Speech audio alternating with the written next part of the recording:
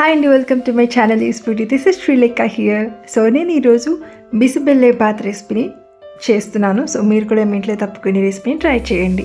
బిసిబెల్లే bath powder ఎలా తయారు చేసుకోవాలి, ఎలా స్టోర్ చేసుకోవాలి అనేది చూపించబోతున్నాను.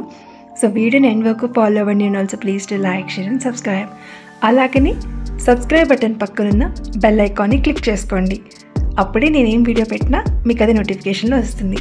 Let's get start with the process.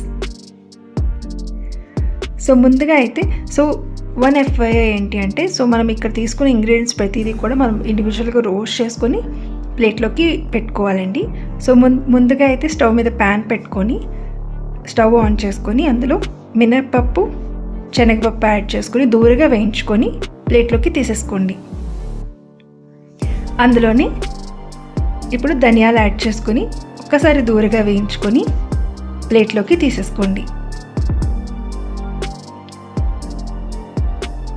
ఇప్పుడు అందులో 1.5 టేబుల్ స్పూన్ గసగసాలు కూడా యాడ్ చేసుకొని ఒక్కసారి దూరగా వేయించుకొని ప్లేట్లోకి తీసేసుకోండి.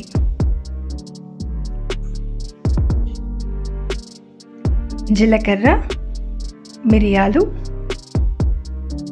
మరియు దాల్చిని, బిర్యానీ ఆకు, మరాఠీ మొక్క ఇవన్నీ వేసుకొని ఒక్కసారి బాగా రోస్ట్ చేసుకొని ప్లేట్లోకి తీసేసుకోండి. ఇప్పుడు కొద్దిగా ఆయిల్ యాడ్ చేసుకొని అందులో కాశ్మీరీ చిల్లీ మరియు డ్రై రెడ్ చిల్లీ కూడా రెండు కాంబినేషన్తో ఒకసారి తీసుకొని దాన్ని ఒక్కసారి దూరగా వేయించుకొని నూనె పడకుండా ఈ ప్లేట్లోకి ట్రాన్స్ఫర్ చేసేసుకోండి. ఇప్పుడు ఈ ప్లేట్లోకి 1 టేబుల్ స్పూన్ ఇంగువ యాడ్ చేసుకోండి. ఈ మొత్తానంతా కూడా పౌడర్ కింద గ్రైండ్ చేసుకోండి. అంతే, మెత్తని పౌడర్ కింద గ్రైండ్ చేసుకున్న దీనిని మనం బిసిబెల్లే బాత్ పౌడర్ని అంటాం. సో దీన్ని మనము 8 కంటైనర్లో కనుక స్టోర్ చేసుకుంటే అరౌండ్ మంత్ వరకు దీన్ని మనము యూజ్ చేసుకోవచ్చు. సో ముందుగా అయితే 1/2 కప్ కందిపప్పు తీసుకోండి. దాన్ని ఇలాగ బౌల్లోకి యాడ్ చేసుకొని వాటర్ని యాడ్ చేసుకోండి. ఇది పక్కన పెట్టుకొని ఇంకొక బౌల్ తీసుకొని అందులో 1 full cup of quinoa add చేసుకొని దాంట్లో వాటర్ యాడ్ చేసుకొని వీటి రెండింటిని కూడా మనం అరౌండ్ 1 అవర్ వరకు మనము నానబెట్టుకోవాలి. 1 అవర్ తర్వాత వీటి యొక్క వాటర్ని డ్రైన్ చేసేసి పక్కన పెట్టుకోండి.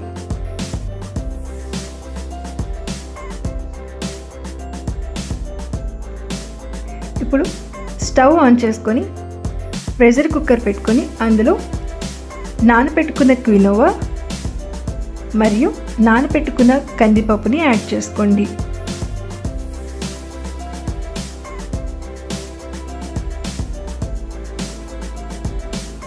ఇప్పుడు అందులోనే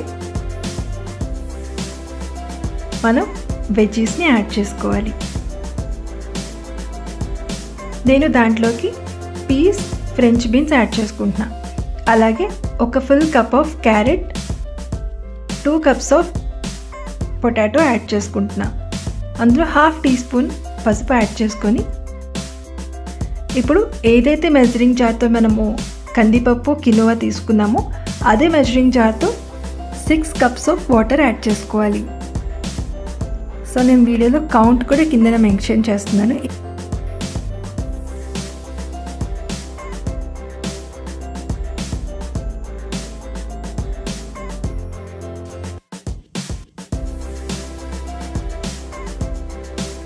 ఇలా 6 కప్స్ ఆఫ్ వాటర్ యాడ్ చేసుకున్న తర్వాత అందులోనే 2.5 టేబుల్ స్పూన్స్ ఆఫ్ బిసిబెల్లే బాత్ పౌడర్ని యాడ్ చేసుకోవాలి. మీ దగ్గర బిసిబెల్లే బాత్ పౌడర్ అవైలబుల్ లేకపోతే ఎలా తయారు చేసుకోవాలో లింక్ అనేది నేను డిస్క్రిప్షన్లో చూపెట్టాను, మీరు దాన్ని ఫాలో అయిపోండి. సో ఇప్పుడు అందులోనే టేస్ట్కి సరిపడినంత సాల్ట్ యాడ్ చేసుకోండి. ఇదంతా బాగా మిక్స్ చేసుకున్న తర్వాత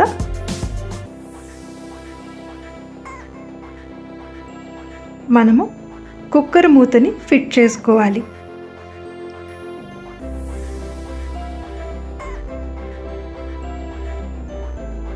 ఇప్పుడు స్టవ్ ఆన్ చేసుకొని సిమ్ హై ఫ్లేమ్లో పెట్టుకొని 6 విజిల్స్ వచ్చేంత వరకు కుక్ చేసుకోండి. సో వన్స్ మనకి 6 విజిల్స్ వచ్చిన తర్వాత స్టవ్ ఆఫ్ చేసుకొని ఇలాగా పక్కనకి పెట్టుకోండి. కొద్దిగా కుక్కర్ చల్లారిన తర్వాత మనము విజిల్ తీస్తే మనకి ఓపెన్ అయిపోతుంది కుక్కర్ లిడ్. ఇప్పుడు ఒకసారి ఓపెన్ చేసుకొని ఇలా చెక్ చేసుకోండి. సో మనకి కన్సిస్టెన్సీ అయితే అలా ఉండాలండి. ఇప్పుడు తడక పెట్టుకుందాం. సో తడక కోసం తడక ప్యాన్ని స్టవ్ మీద పెట్టుకోండి. Around 2 teaspoons of ghee add చేసుకొని స్టవ్ ఆన్ చేసుకోండి. ఇప్పుడు అందులోనే జీలకర్ర, ఆవాలు యాడ్ చేసుకొని పట్ అన్నంత వరకు ఒక్కసారి వేగనివ్వండి. వేగిన తర్వాత అందులోనే కాజు యాడ్ చేసుకొని ఒక్కసారి వేయించుకోండి. స్టవ్ ఆఫ్ చేసేస్తున్నాం అన్న సమయానికి మనము కరివేపాకుని యాడ్ చేసుకొని ఒక్కసారి బాగా మిక్స్ చేసుకోండి. ఇప్పుడు స్టవ్ ఆఫ్ చేసేసుకొని ఈ తడకాని మనము బిస్బెల్లెబాత్లో యాడ్ చేసుకోండి. ఇప్పుడు దానిలోని కొత్తిమీరని గార్నిష్ చేయండి. సో ఇవన్నీ వేసిన తర్వాత ఒక్కసారి మూత పెట్టుకొని ఒక 3 నుంచి 5 నిమిషాల వరకు అలాగనే ఉండనివ్వండి. సో మనకేమవుతుందంటే అలా ఉంచితే మనకి ఆ ఫ్లేవర్ అనేది అంటే తాలింపు flavour and also coriander leaves flavour ఉంటుంది కదా. సో మనకి మొత్తం అంతా కూడా బాగా సెట్ అవుతుందన్నమాట. సో ఇప్పుడు ఒక్కసారి బాగా మిక్స్ చేసుకొని సర్వ్ చేసుకుంటే ఎంతో టేస్టీ అయిన బిస్బెల్లెబాత్ రెసిపీ అనేది రెడీ అయిపోయింది. సో మీరు కూడా ఇలాగ ప్లేట్ చేసుకొని పైన కొరియాండర్ లీవ్స్తో సర్వ్ చేసుకొని గార్నిష్ చేసుకుంటే చాలా బాగుంటుంది. సో మీరు కూడా మీ ఇంట్లో ఈ రెసిపీని తప్పకుండా ట్రై చేయండి. మీకు ఎలా వచ్చిందో నాకు తప్పకుండా కామెంట్ సెక్షన్లో అయితే చెప్పడం మర్చిపోకండి. అలాగే మీ ఫ్రెండ్స్ అండ్ ఫ్యామిలీకి తప్పకుండా ఈ రెసిపీని ఫార్వర్డ్ చేయండి, షేర్ చేయండి. Thanks for watching. లైక్ చేయండి, సబ్స్క్రైబ్ చేయండి, బెల్ ఐకాన్ని క్లిక్ చేసుకోండి. Thank you.